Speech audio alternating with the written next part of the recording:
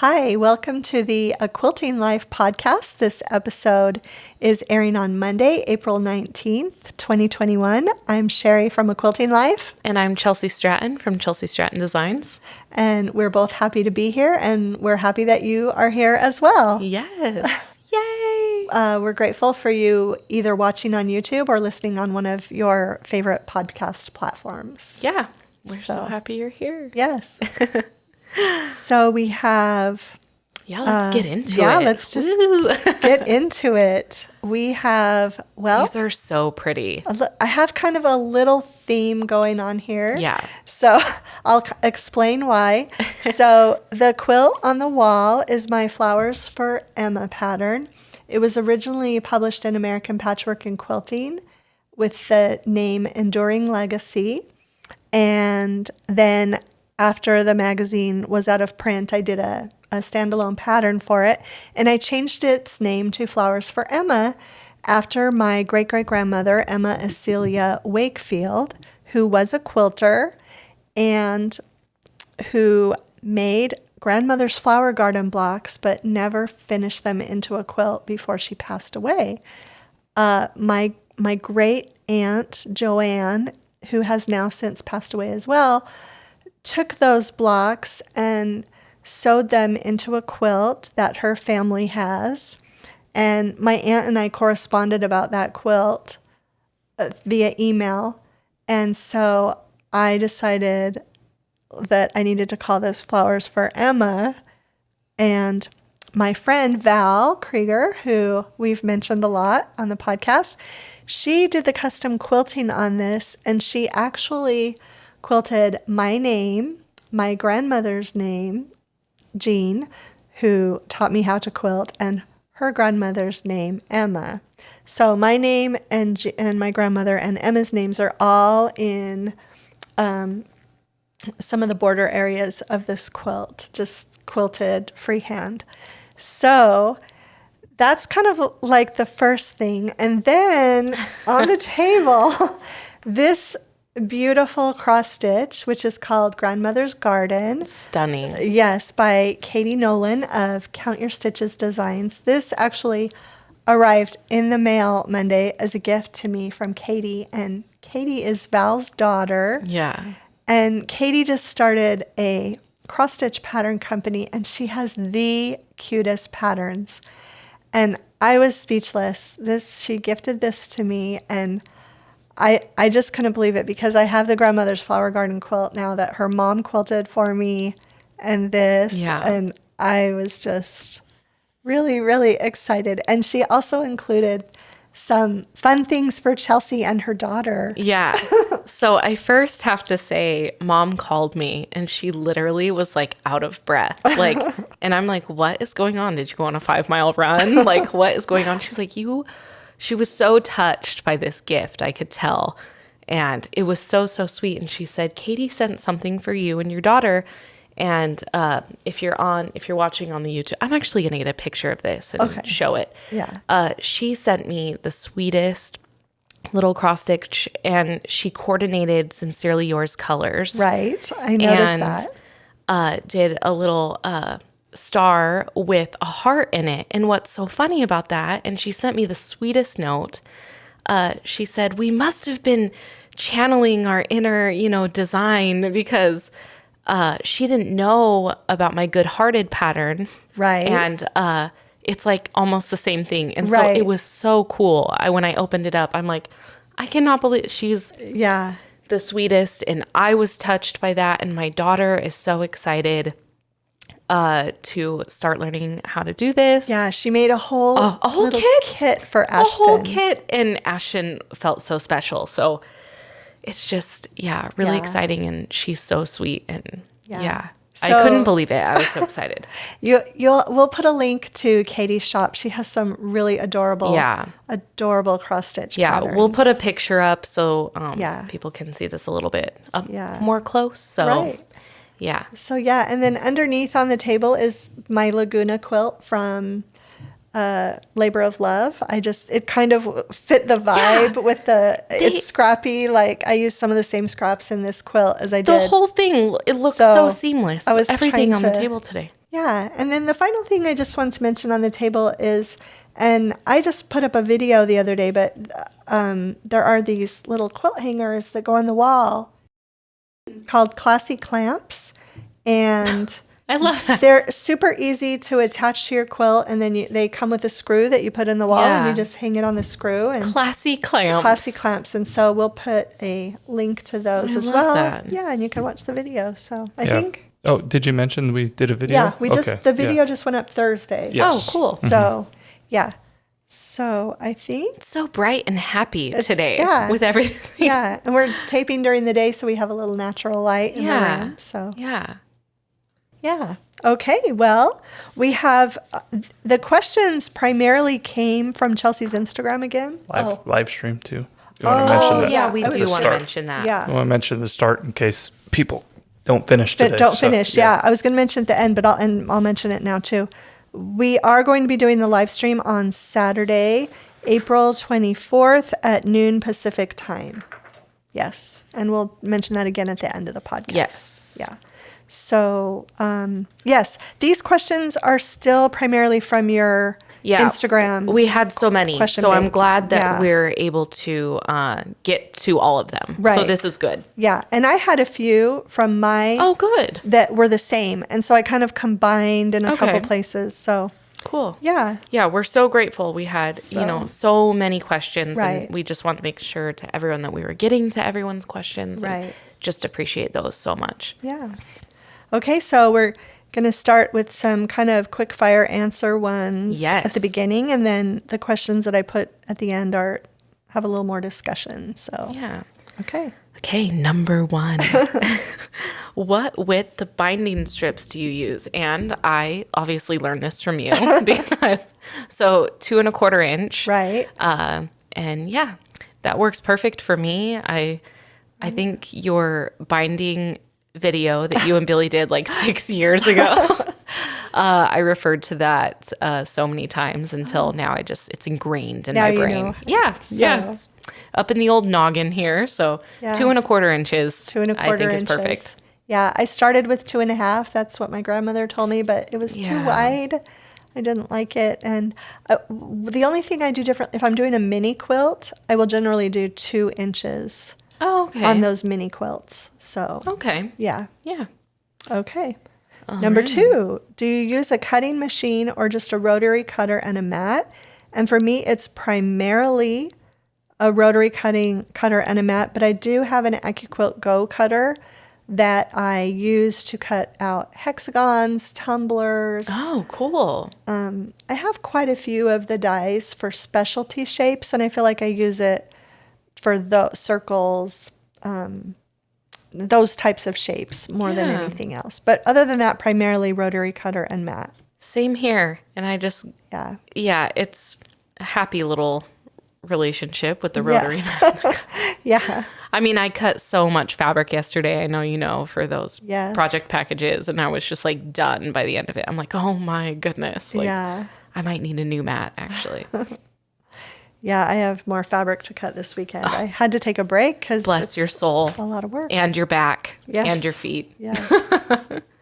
Okay, so any ideas on how and where to store quilts when they aren't being used? I actually just pulled a quilt out of the armoire cabinet that I just bought.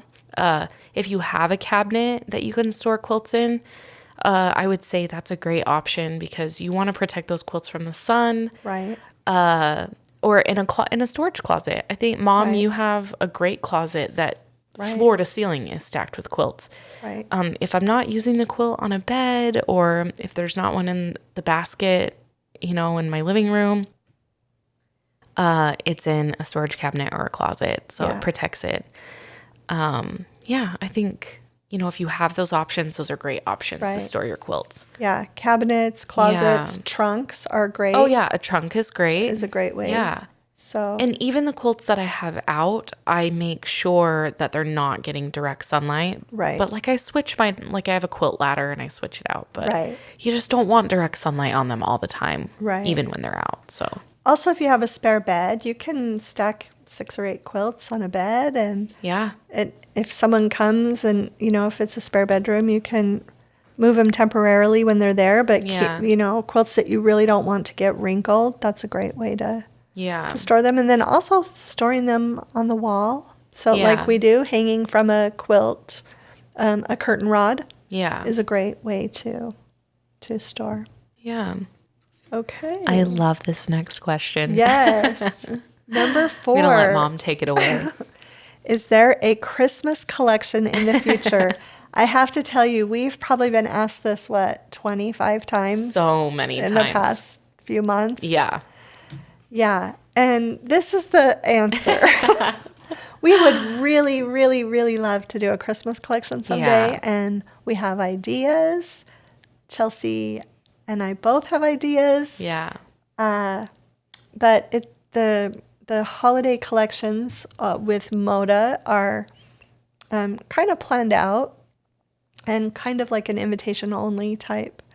Yeah, because you don't want situation. to. Yes, that's that. So it's not overly saturated. So it's not overly right. Yeah. So we just hope that someday we will have that opportunity and and we'd be ready to just take that. And jump on it. So maybe in the future, but we love that question because we have talked about doing a Christmas collection for so long. So if that's in the future, then great. That would be so much fun. So we will keep you updated on that. Yeah, if that comes up, you will all be the first to know. To make it a Christmas collection, does it have to have Christmas prints on the fabric, or does it just have to be Christmas colors? It could just be Christmas colors, don't you think? Yep. So it doesn't have to have trees and snowmen. And all that. Right. I mean, I think of some of Joanna Figueroa's fall collections don't have pumpkins or black cats. Yeah. Some, April Rosenthal has that great collection that does. Yeah, that is themed, more themed for it. Yeah, so I feel like you can do both. You can have a Christmas collection that's just red and green, or it could also have, there's lots of options. And sometimes they're mixed in one group. Mm-hmm. Yeah, for sure. Yeah, so the next one, do you make coordinating pillowcases and pillows for different seasonal quilts on beds? And do you make shams for pillows or just use white pillowcases?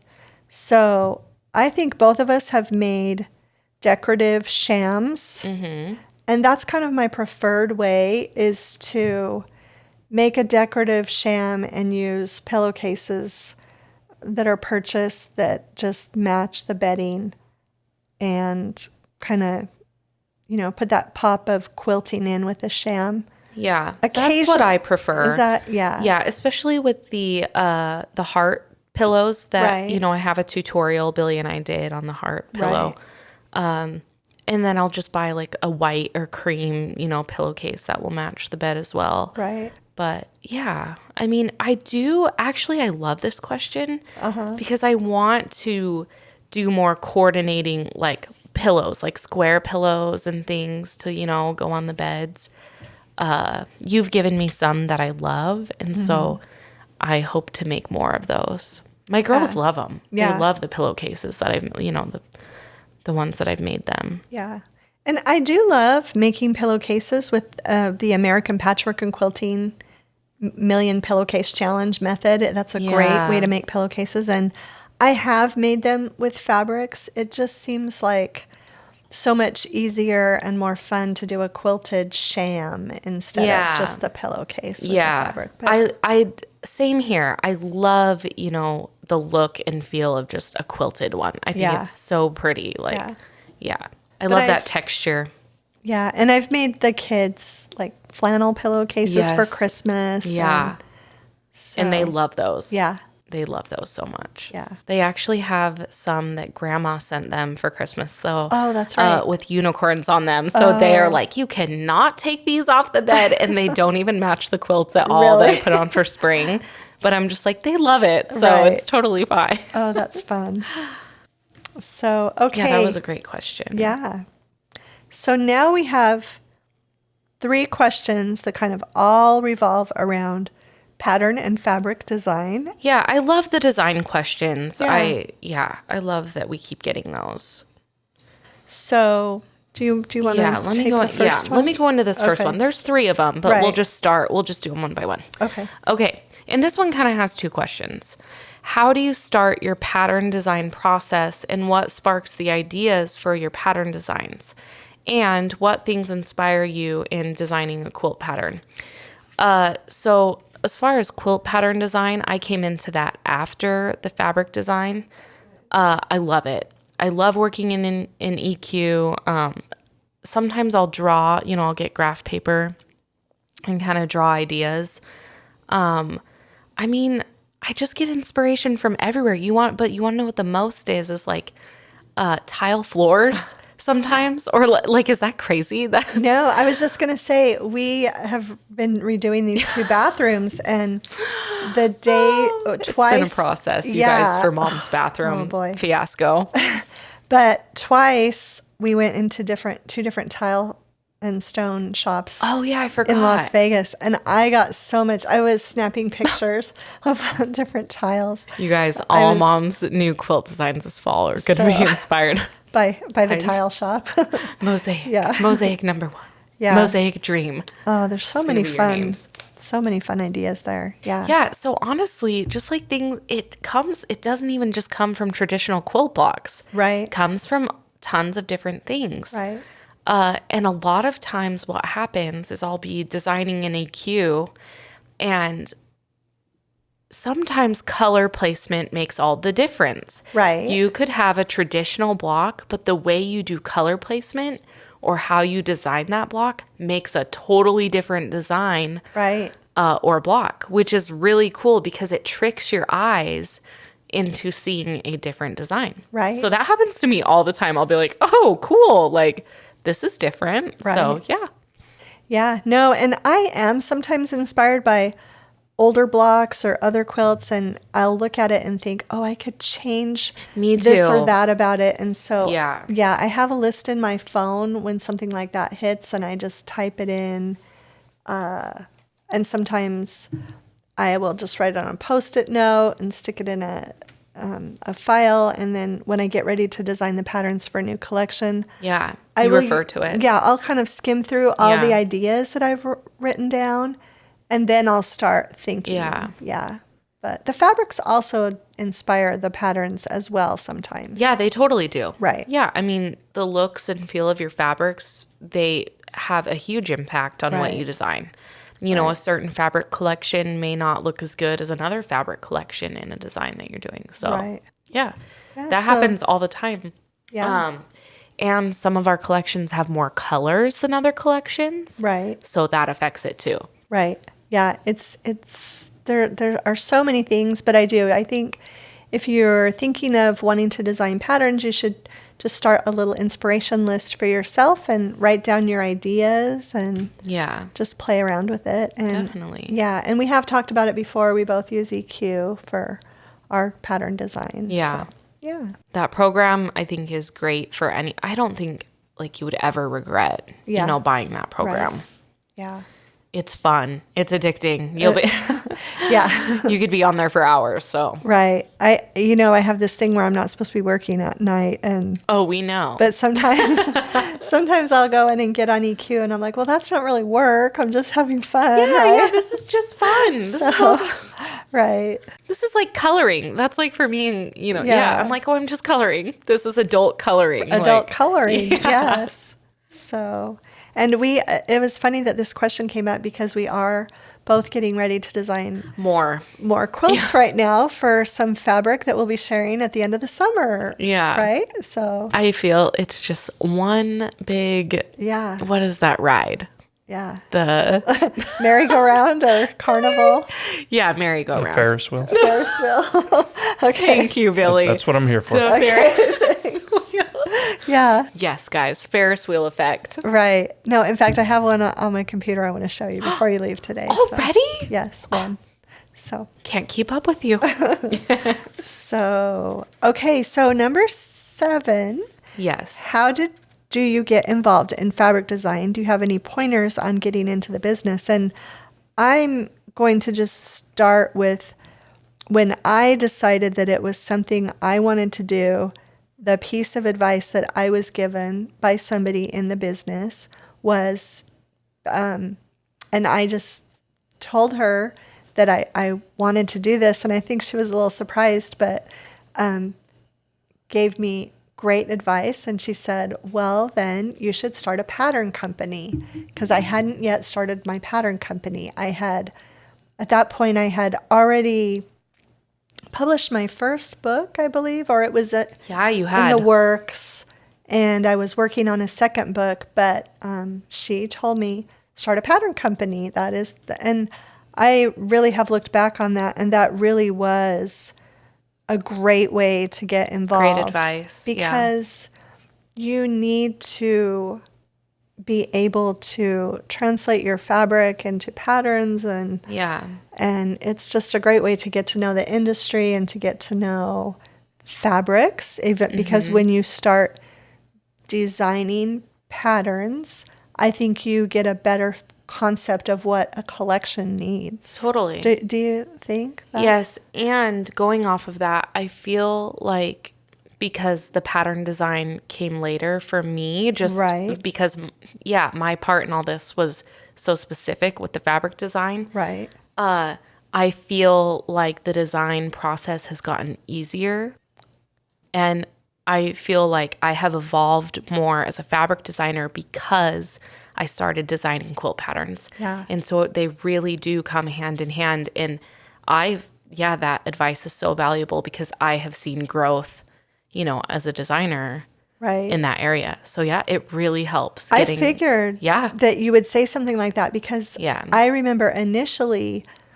I would kind of have to coach you a little bit more about different scales that we needed. Yeah. And now I don't have to. Chelsea knows that we need small scale and medium and large. Yeah. I feel like that came from designing patterns. Yeah. More than designing your artwork, right? Yeah, and she totally did. Like at the beginning, I just didn't see it in that way. I wasn't viewing the fabric design, in the sense of quilt pattern design. Right. And for a little while I really did. I needed those tips and that input, and now it's just so much more seamless. Yeah. And so I really see where that has been so valuable, for me. So how do you start a pattern design company then? Is that what it's called? Pattern design? Yeah. Is it just as simple as an Etsy shop, or? You make a quilt and you write the patterns, all the instructions, and the diagrams, and Etsy is a great platform. I think Etsy is a great platform. Yeah. We could go all day into logistics and, all the fees and stuff. But for me, Etsy has been, a great source and company. So you just kind of jump in and do it. Just really. As simple as that, then nothing, legalities or paperwork. Is that, no. I mean, because you made it sound very simple. I just wanted to I clarify. would say it's a lot of hard work. Yeah. Well, I figured that. You but have I to mean, do a as lot far of as math and a ton of math. Which is so funny because, Mom knows math is not my favorite. Yeah. That's all we'll say about that. Well, I'm just going to say really quickly, guess who I saw at the post office a few months ago? Did you see her? I saw, Robin Fulmer, and she was my high school math teacher. And she goes, Chelsea, every time I see you, I just think of the time your mom came, pulled you out of school because you had so many missing assignments in my math class. And she made you sit at home and do them all. And she's like, she is such a good mom. And I'm like, you want to know what she is? And I use math now more than I ever thought I would. So did you tell her that you use it for your business? Oh, I didn't go and have. I know I should have. You should have thanked her. Yeah. Maybe I'll send her a letter. Yeah. But you guys, Mom. She was a great teacher. Was an A+ mother. Well, she taught all 4 of my kids. So yeah. It's still one of her favorite stories ever. And you used to substitute for her, too. I did. Right? Yes, I used to substitute teach she for did. her. So. Going off a little topic here, but that reminds me of a story with her because she sent, when I was in her class, I think 10th grade or something. Right. She sent us home with a homework assignment, but she knew one problem was pretty much unsolvable for anyone in the class. And so I was working on remember it, and then my mom started helping me with it, and then she got stuck on it, and she's like, wow, this is hard. And I had finished everything else except that problem. So I'm like, whatever, I'm done. I'll miss that one or whatever. But my mom stayed up like pretty late. Really late. Really late. Yes. Past midnight, probably past 1, 2 o'clock in midnight. the morning, working on this Math geometry problem. And then it was on the kitchen table the next morning. Mom's like, here, just bring that and, show it that we've got it done or whatever. Right. And so that remember teacher, this. basically, we got to the point where working through the problems, checking our assignments. And then she's like, all right, number whatever. If anyone can come up here and do this, I got a prize for you or something. And so I remember I just took my mom's work and I went up to the board and I put it on the board, and she was like, no, wait, how'd you do? And this is like pre-Google. This is Right. 2002. Yeah, totally. So this isn't Yeah. like kids now can pretty much Google any math problem and get the answer. No, I had it all written out. She looked at my paper and she just couldn't believe it. And I gave in. I was like, look, my mom did this, but I did the rest. I really did the rest on my own. And after that, I think you were on her radar, and she found out that you substitute taught, and she would always request you. So Yeah. Yeah, I remember that too. I remember being so excited, and you were sound asleep, and I go in your room and I'm like, Billy, I got the problem. He's like, I'm sleeping. This is so you. Yeah. Like, this is like the definition of you. It's like, Oh my goodness. there is no challenge you will not figure out. Like, So I guess to go off that question too, then if you do want to be successful, then and you're young right now, still in school, and at some point take math seriously, because I Yes. guess math is important in this business, right? Yeah. of course. It helped. Very helpful. Finish your math assignments, friends. Yes. That is so funny. Such a fun story. Oh my goodness. I can't believe that we ended up there from this, but that was fun. Okay, so really moving on now. Okay. What is your jumping off point / first step when you start designing a new fabric collection? Do you start with color, a color combo, a specific motif, a general theme? Right now, it's always the color palette. 100%. I just told you Yeah. right before we started this podcast, I'm getting ready to design our next fabric collection. And we always go over everything together. And I'm like, hey, I'm thinking of this colorway. And Mom's Right. like, oh yeah, great. But let's tweak maybe these colors. Let's Right. look into that. So And it was color. so fun because you were immediately said, I thought of that too. Yes. Yeah. Yeah. I feel like So- when we're designing fabric collections, we're literally at this point where it's like we're on the same wavelength, Yeah. like, Yeah. and then little tweaks will need to be made, but for the most Right. part, I feel like we're always on the same page, which is really nice since, we work together so much on these. Yeah. So yeah, and I feel like from there, most of the designs are hand drawn, and we talked about this on a podcast earlier this year, actually. Sometimes when I'm frustrated from like quilting or the Right. business side, I will sit down and just draw. And you actually mentioned, Mom, you were like, I feel like that's when your best work comes out. Yes. Like, is when you're frustrated and you need a creative break from the other side of it all. Right. Drawing or even doodling, may I say, has always just been. Like, it's always just something that I've always done. And so color starts it all, and then everything just, goes off of that. So, Right. and then once you have the designs and I'm putting all of those, I use the Illustrator program with Adobe. Then it's just, messing around and playing with repeats and Yeah. everything. So, And I love it when Chelsea shows me after she has maybe 3 or 4 prints designed, and she'll show me those, and then my brain can get going and think about, what do we want to put with this, or probably my refrain that I'm always saying, we need another floral, right?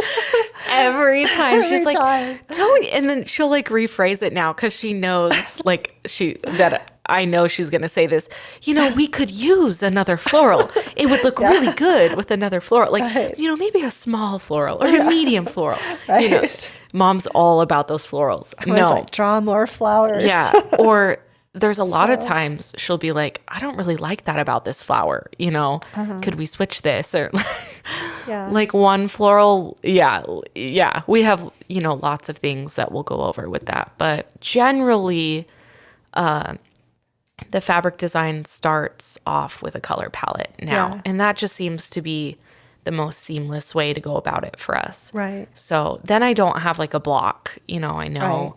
Right. And if we decide to add a few more colors or tweak a few at the end, it's not a big deal. Right. So Yeah. And I feel like I just get inspired from Chelsi's beginning process. That inspires me. And yeah. then when we talk about it, but it really does. We talk about the color palette. And I think now more than ever, we're starting to think about, well, when is this collection going to release? Yeah, we do that a lot And now. what kind of palette is someone going to want to sew with when that fabric is in the store? Yeah. Yeah. And that has helped too because, people really are, there's a lot of seasonal quilting going on at certain times of the year. There's a lot of, different things. And so that does impact, Right. Are we leaning more fall? Are we leaning more spring, summer? Right. So Yeah, for example, our Sincerely Yours fabric is going to come out in August, September, but it's perfect because the fabric will work for, the stitch pink sewing that people do in October. And also they can have project fabric ready for Valentine's Day. The reds are great for Christmas. yeah. So And it's all coming around that time. all and so going to be perfect. available. And also I think of like Corey Yoder's Cozy Up. Yes. We'll hit the stores then. Fall will just be It's coming. so pretty. So I think a lot of designers do time their collections with the seasons. And just a note on Corey's Cozy Up. I love that she did a fall collection, but that still was so signature Corey Yoder. Yes. It wasn't, because, Vanessa Gertzen of Lella Boutique, she has those amazing fall lines. Yes. But they look totally different. Right. Corey's and hers are very different. Right. But they're both fall and they're both signature thems, which Right. is so cool. Like, Yeah. sorry, just a little plug in for my friends. That's great. I think that was a fun question. Yeah. Yeah. Okay. The next one, I thought I have to answer this one because it's a local kind of question. I read this one before. So she said, I live in the Las Vegas area and wonder where is a great quilt shop to buy quality fabric and thread. I am also looking for a great long arm quilter to quilt some of my quilt tops. I've made a sunbonnet quilt top and I can't find someone to specialize the quilting top. I am not good at all with free machine quilting and I don't want to damage this applique quilt top. I appreciate any help you can give me. And this is a great question. Las Vegas, to my knowledge now, just has 3 main quilt shops. So you have Quiltique out in the Henderson Green Valley area. And you have Christmas Goose, which is kind of on the west side of town. Mm-hmm. And then you have So Yeah, which is on the north side of town. And they're newer. They're the newest of those 3. There were a few other really great shops that unfortunately have closed since I started quilting. Yeah. But those are the 3, and they're all great shops with great selection. I have shopped at all of them. Christmas Goose, Andrea, who is the owner, she quilted some of my very early quilts. So I have a special relationship with that shop. And I actually met my quilters and friends, Marion and Val, in a class that I took there, a stitchery class at Christmas I didn't know Goose. It was a class. Yeah. Oh. It was a class. We were all taking this little class. And so, but Quiltique is great. Chelsi and I have been to Quiltique and done a trunk show there, right? Didn't we both? Yeah. Yeah. So they're great. They are, I would say Quiltique has all the modern, all the bright. Mm-hmm. They have totally the Bernina machines too.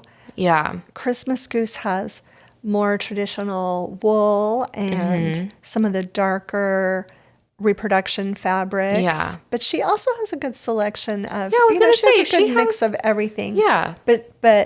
And So Yeah has a variety mix. But yeah, if you were going to go for wool or some of those things, I think Christmas Goose would be your best bet. Yeah. And they're all great shops. And then I know for sure that Christmas Goose and Quiltique offer machine quilting, so you could check with them about your quilting. I'm not sure if So Yeah does that. Like, they have such a big shop. I'm thinking they might have it, but you could definitely check with all three of them. Yeah. And So see. which one of those shops would be closest to the strip? Closest to the strip would. Are they all pretty far out? Oh, I would say Christmas Goose. Christmas Goose. Probably Really? because it's out on Durango, so you could just head off Flamingo from the Okay. strip out to Durango. Oh, yeah. Okay. Right. Whereas Quiltique is in Henderson. Yeah. So you'd have to take the 215 out So to. if there's any people that are planning on making a Vegas trip Yeah. as it opens up here over the next year, Yeah.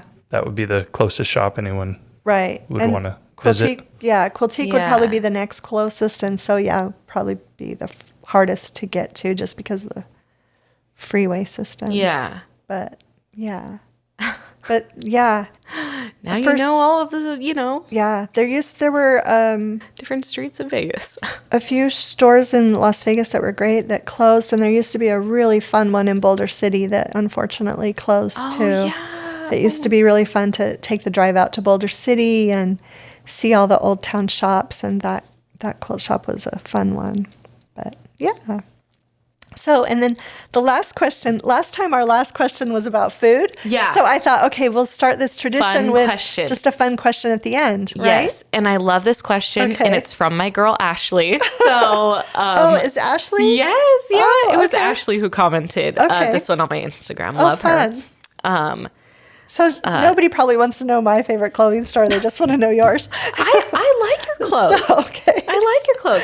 Okay, so just because they're local, they're in Las Vegas, but they do online, so you can Instagram shop from them, online shop from them.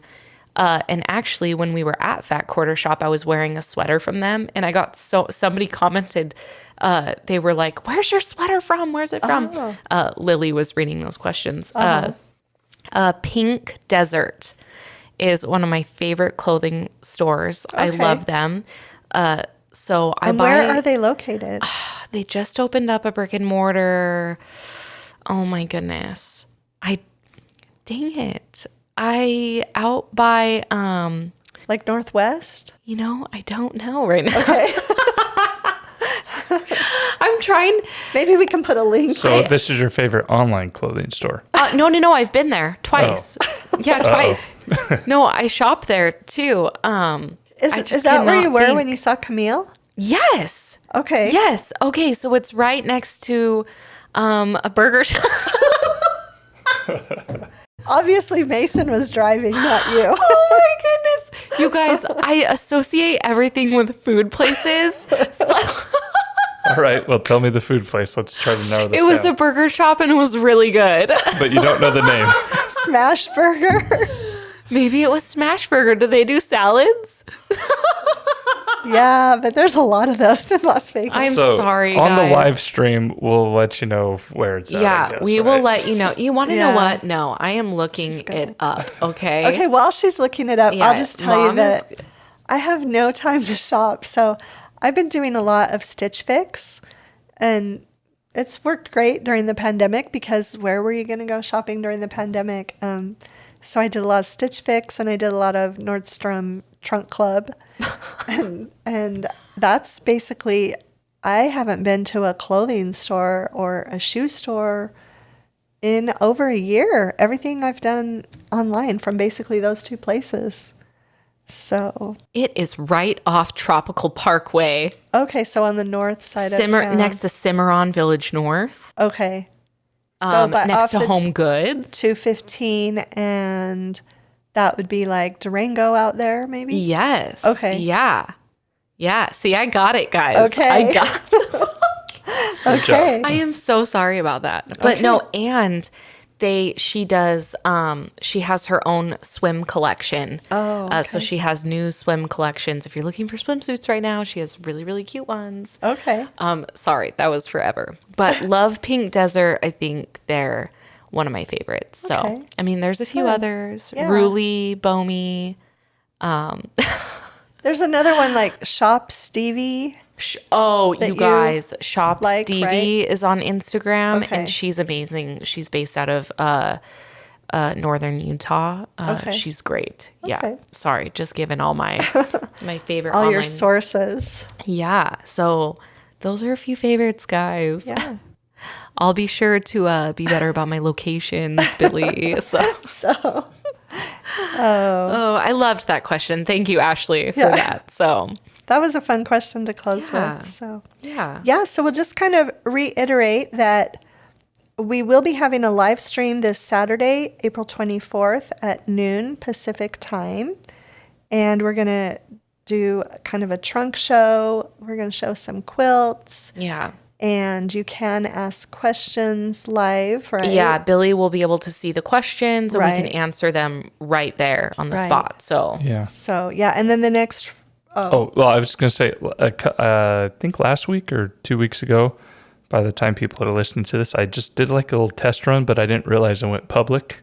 So I was only up for about 45 seconds, but like 40 people jumped on really quick. way. And then I felt bad. I turned it off, and then some people I saw ask questions like, "Hey, I saw there was a live stream. How do I watch it? Did I miss it?" And Oh so my goodness. yeah, so that's good to know. and it also may not be the greatest live stream in the world this Saturday, learn. but it's our first one, so Yeah, bear you with know, us. Well, hopefully it'll be good enough, and you can see their quilts. Yeah.